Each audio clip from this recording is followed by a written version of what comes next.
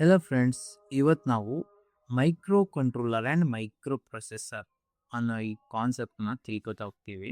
Micro controller ಮತ್ತು micro processor ತುಂಬ important topics ಈ ಜರ್ನಿಯಲ್ಲಿ. ಇದರಲ್ಲೂ ಮೈಕ್ರೋ ಕಂಟ್ರೋಲರ್ ಅನ್ನೋದು ತುಂಬ ಮೇನ್ ಆಗತ್ತೆ ಈ ಜರ್ನಿ. ಥ್ರೂ ಔಟ್ ನಾವು ಇದ್ರ ಮೇಲೆ ಸ್ಟಡಿ ಮಾಡ್ತೀವಿ.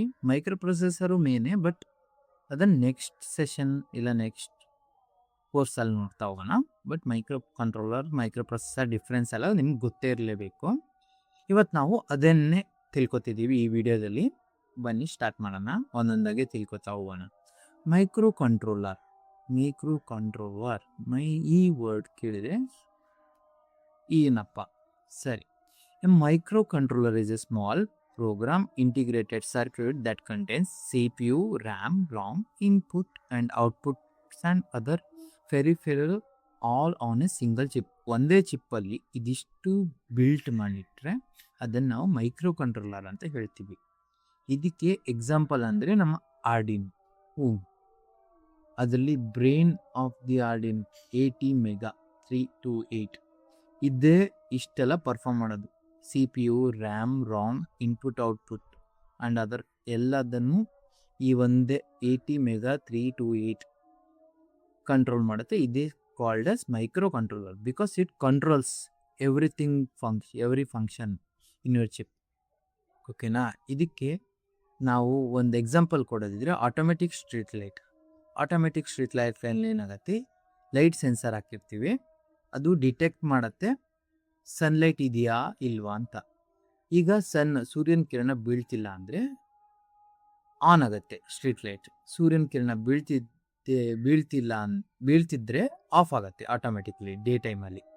ಇದು ನೈಟ್ ಟೈಮಲ್ಲಿ ಆನ್ ಆಗುತ್ತೆ. ಈ ಥರ ನಮ್ಮೊಂದು ಗೋಲ್ ಇಟ್ಕೊಂಡು ನಾವು ಇದನ್ನು ಈ ಚಿಪ್ಪಲ್ಲಿ ನಾವು ಇನ್ಬಿಲ್ಟ್ ಮಾಡ್ತೀವಿ ಪ್ರೋಗ್ರಾಮ್ನ. ಫಾರ್ ಎಕ್ಸಾಂಪಲ್, ನಾವೀಗ ವಾಷಿಂಗ್ ಮಿಷಿನಲ್ಲಿ ನಾವು ಬಟ್ಟೆ ಹಾಕಿ ಬಟನ್ ಪ್ರೆಸ್ ಮಾಡಿದರೆ ಸಾಕು, ಎಲ್ಲ ಕೆಲಸನೂ ಅದೇ ಮಾಡ್ಕೊಳತ್ತೆ. ಬಟ್ಟೆ ಕ್ಲೀನಿಂಗಿಂದ ಹಿಡ್ದು ಡ್ರೈ ಮಾಡಿ ತಾನೇ ಆಫ್ ಆಗಿ ಕೂಡ ನಮಗೆ ಸಿಗ್ನಲ್ ಕೊಟ್ಟು ಆಫ್ ಆಗುತ್ತೆ. ಇದಿಷ್ಟು ಹೆಂಗಾಗತ್ತೆ ಅಂದರೆ because of micro controller. It control specific programs, not all the program but specific which we have assigned. ನಾವು ಯಾವ್ದು ಅಸೈನ್ ಮಾಡಿರ್ತೀವೋ ಅದು ಮಾತ್ರ ಅದು ಕಂಟ್ರೋಲ್ ಮಾಡುತ್ತೆ. ಈಗ ನಾವು ಆರ್ಡಿನೋ ಊನೋದಲ್ಲಿ ನೋಡ್ಬಿಡೋಣ. ಇಲ್ಲಿ ಪ್ಲೇಸ್ ಆಗಿರುತ್ತೆ ಆರ್ಡಿನೋ ಊನೋದಲ್ಲಿ. ಅದೇ 80 ಮೆಗಾ 328 ಇದು ಬ್ರೈನ್ ಆಫ್ ದಿ ಆರ್ಡಿನೋ ಅಂತ ಕರಿತೀವಿ. ಫ್ಲೋ ಚಾರ್ಟ್ ನೋಡ್ತಾ ಹೋಗೋಣ. ಇದಕ್ಕೆ ಸ್ಟಾರ್ಟ್ ಆಗುತ್ತೆ, ಲೈಟ್ ಸೆನ್ಸರ್ ರೀಡ್ ಮಾಡುತ್ತೆ, ಡಾರ್ಕ್ ಇದೆಯಾ, ಲೈಟ್ ಅಂದರೆ ಕ್ಲೈಮೇಟ್ ಡಾರ್ಕ್ ಇದೆಯಾ, ಎಸ್ ಆದರೆ ಆನ್ ಆಗುತ್ತೆ, ನೋ ಆದರೆ ಆಫ್ ಆಗುತ್ತೆ. ಆಮೇಲೆ ಅದೇ ರಿಪೀಟ್ ಆಗ್ತಾ ಹೋಗುತ್ತೆ ಲೂಪಲ್ಲಿ. ಓಕೆ, ಇದಕ್ಕೊಂದು ಟ್ರಿಕ್ಕಿ ಎಕ್ಸಾಂಪಲ್ ಹೇಳ್ಕೊಡ್ತೀನಿ.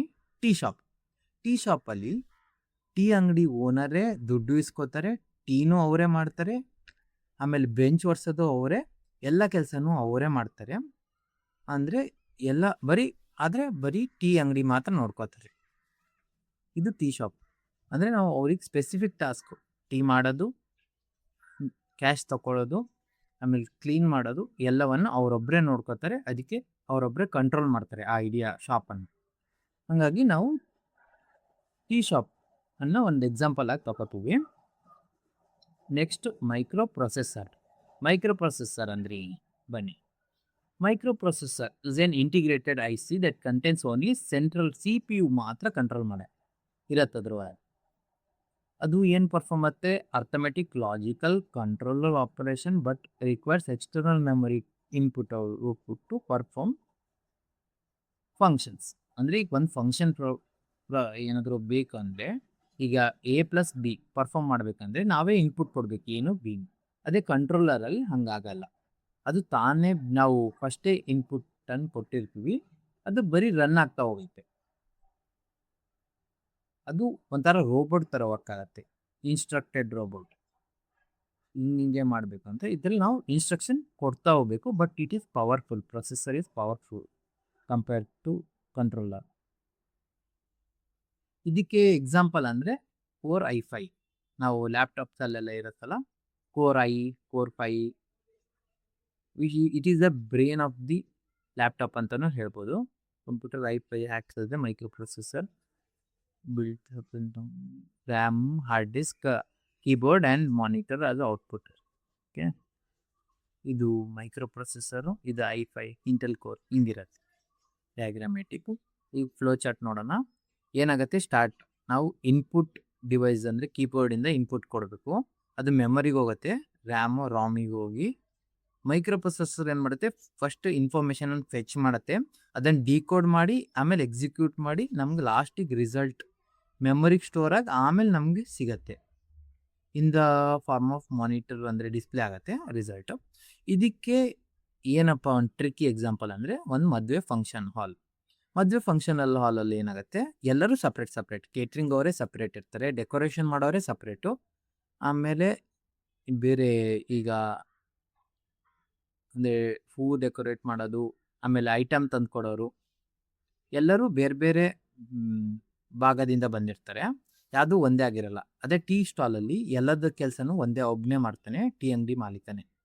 ಇದರಲ್ಲಿ ಎಲ್ಲರೂ ಬೇರೆ ಬೇರೆ ಅವರವರೇ ಸಪ್ರೇಟ್ ಡಿಪಾರ್ಟ್ಮೆಂಟಿಂದ ಮಾಡ್ತಾರೆ. ಹಾಗೆ ಇದು ಕೂಡ ಮೈಕ್ರೋ ಪ್ರೊಸೆಸರ್ ಕೂಡ ಅದು ನೀವು ಇನ್ಸ್ಟ್ರಕ್ಷನ್ ಕೊಟ್ಟಂಗೆ ರನ್ ಆಗ್ತಾ ಹೋಗುತ್ತೆ. ಈಗ ಇನ್ಪುಟ್ ಕೊಡ್ತೀವಿ, ಅದನ್ನು ಮೆಮರಿಗೆ ಕಳಿಸುತ್ತೆ, ಪ್ರೊಸೆಸರಿಗೆ ಕಳಿಸಿ ಫೆಚ್ ಮಾಡಿ ಡಿಕೋಡ್ ಮಾಡಿ ಎಕ್ಸಿಕ್ಯೂಟ್ ಮಾಡುತ್ತೆ.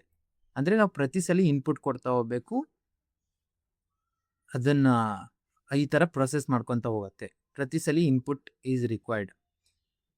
ಓಕೆ, ಅದೇ ಮೈಕ್ರೋ ಕಂಟ್ರೋಲರ್ ನಾವು ಯಾವುದೇ ರೀತಿ ಇನ್ಪುಟ್ ಕೊಡೋದಿಲ್ಲ, ಅದು ತಾನೇ ಫಸ್ಟಿಗೆ ಸ್ಟಾರ್ಟಿಂಗ್ ನಾವು ಇಷ್ಟು ಇನ್ಸ್ಟ್ರಕ್ಷನ್ ಅಂತ ಕೊಟ್ಟಿರ್ತೀವಿ, ಹೀಗೆ ವರ್ಕ್ ಆಗಬೇಕು ಅಂತ, ಅದು ಹಾಗೆ ವರ್ಕ್ ಆಗುತ್ತೆ, ಆಮೇಲೆ ಸ್ಟಾಪ್ ಆಗುತ್ತೆ, ಲೂಪ್ ರನ್ ಆಗ್ತಾ ಹೋಗುತ್ತೆ ಅದೇ ರೀತಿ.